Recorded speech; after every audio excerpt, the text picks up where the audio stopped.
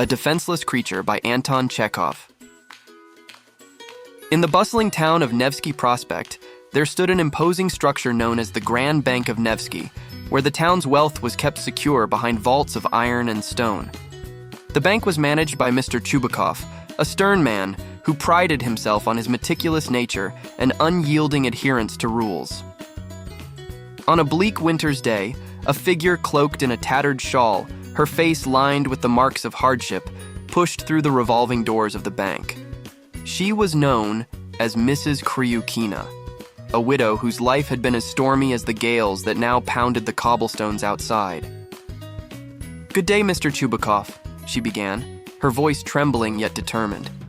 "I beseech you, sir, for I am in dire need of the funds my late husband left under your care, supposedly secured within these walls." Mr. Chubukov, barely looking up from his ledger, responded with a sigh. "Madam, without the proper documents, there's nothing I can do. Regulations are the lifeblood of order."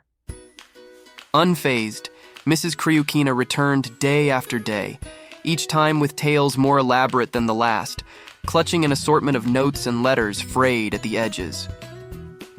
"Behold," she would declare, flourishing a letter from someone of importance, which Mr. Chubukov dismissed as mere paper. "Madam, these trifles you parade before me hold no weight in the grand scheme of finance," he would retort, his patience thinning like the waning winter light. But the widow's spirit was indomitable. One day, she arrived with the backing of an impassioned crowd, their voices echoing through the marble halls.